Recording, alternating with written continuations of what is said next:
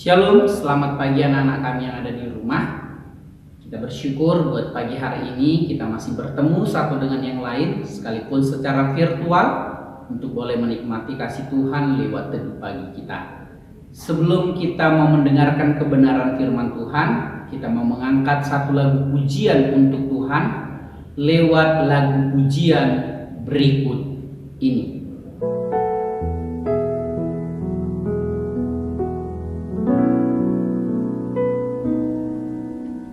Kasih yang terindah,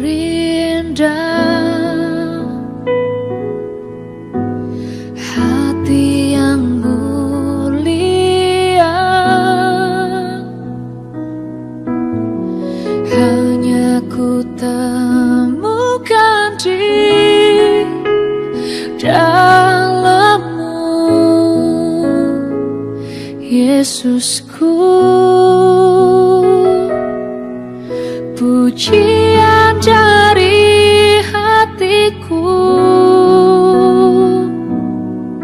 selalu di setiap waktuku, tiada pernah berubah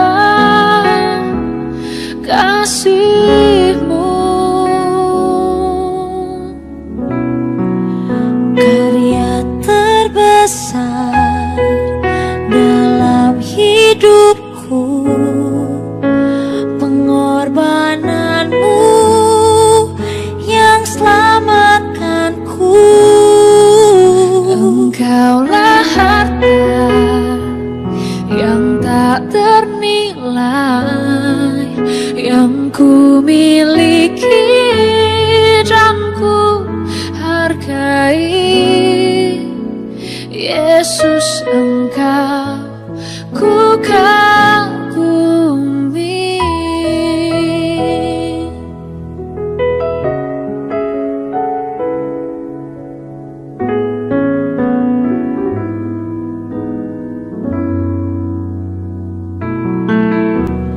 Kasih yang terindah,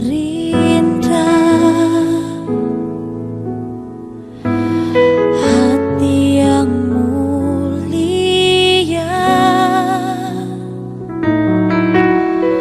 hanya ku temukan di dalam-Mu,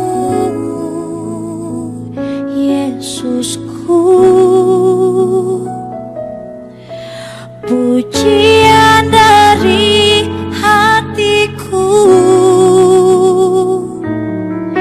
selalu di setiap waktuku,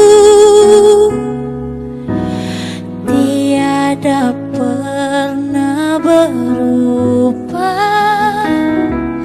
kasih-Mu.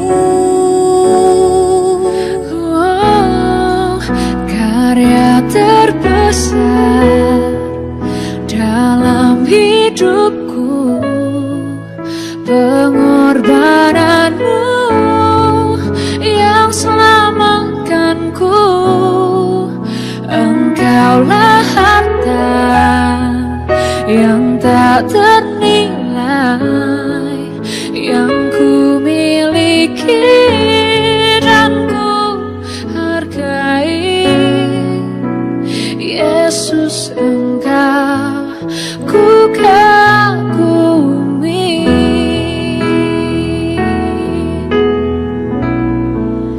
Karya terbesar dalam hidupku, pengorbanan-Mu yang selamatkanku.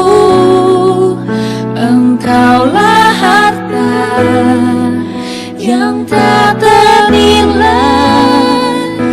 yang ku miliki dan ku hargai. Yesus, Engkau ku kagumi. Yesus, Engkau ku kagumi. Bernyanyi memuji nama Tuhan Saatnya kita mau mendengarkan kebenaran firman Tuhan. Kita bersatu di dalam doa. Bapa di dalam surga, kami bersyukur dan berterima kasih untuk kebaikan Tuhan dalam hidup kami. Pagi hari ini kami mau mendengarkan kebenaran firman Tuhan. Tuhan yang boleh menolong dan menyertai kami semua. Secara khusus anak-anak kami yang dari rumah akan mendengarkan kebenaran firman Tuhan. Tuhan yang pelihara dan jaga mereka. Dalam nama Tuhan Yesus kami berdoa dan mengucap syukur. Amin. Untuk kita anak-anak kami yang diambil dari Yunus 2 ayat yang pertama sampai ayat yang ke-10. Bapak akan membacakannya, anak-anak kami boleh mengikutinya dari rumah.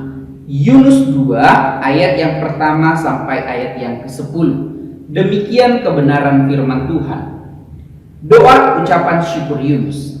Berdoalah Yunus kepada Tuhan Allahnya dari dalam perut ikan itu, katanya, dalam kesusahanku aku berseru kepada Tuhan, dan Ia menjawab aku. Dari tengah-tengah dunia orang mati aku berteriak, dan Kau dengarkan suaraku. Telah kau lemparkan aku ke tempat yang dalam, ke pusat lautan, lalu aku terangkum oleh arus air.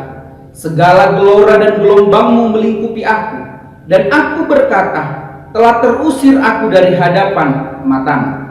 Mungkinkah aku memandang lagi baitmu yang kudus? Segala air telah mengepung aku, mengancam nyawaku. Samudra raya merangkum aku, lumut lautan membelit kepalaku. Di dasar gunung-gunung aku tenggelam ke dasar bumi. Pintunya terpalang di belakangku untuk selama-lamanya. Ketika itulah Engkau menaikkan nyawaku dari dalam liang kubur, ya Tuhan Allahku. Ketika jiwaku letih lesu di dalam aku, teringatlah aku kepada Tuhan, dan sampailah doaku kepadamu ke dalam bait-Mu yang kudus. Mereka yang berpegang teguh pada berhala kesia-siaan, merekalah yang meninggikan Dia yang mengasihi mereka dengan setia.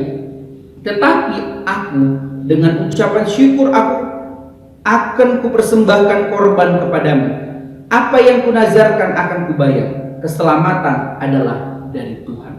Lalu berfirmanlah Tuhan kepada ikan itu, dan ikan itu pun memuntahkan Yunus ke darat. Sudah membaca kebenaran firman Tuhan. Adapun temanya pada pagi hari ini atau judul yang dapat kita renungkan dari kebenaran firman Tuhan pagi hari ini anak-anak kami, yaitu kesulitan membawa kita kepadanya. Nah, di dalam kehidupan ini akan terlihat baik, akan terlihat normal hubungan kita dengan Tuhan mungkin ketika keadaan kita baik-baik saja.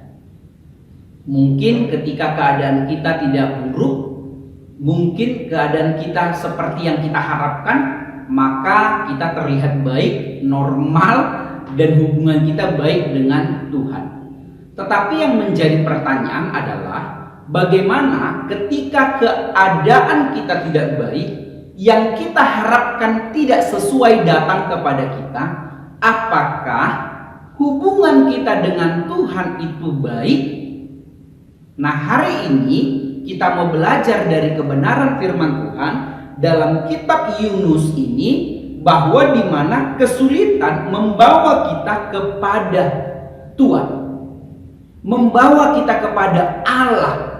Nah, kita mau melihat dari Yunus. Yunus sadar bahwa ia berada di dalam perut ikan. Bahkan ia tahu bahwa dia akan mati dan tenggelam, tetapi Tuhan mendengarkan doanya dan menyelamatkan Yunus. Itu dapat kita lihat di ayat yang keempat, anak-anak kami yang ada di rumah.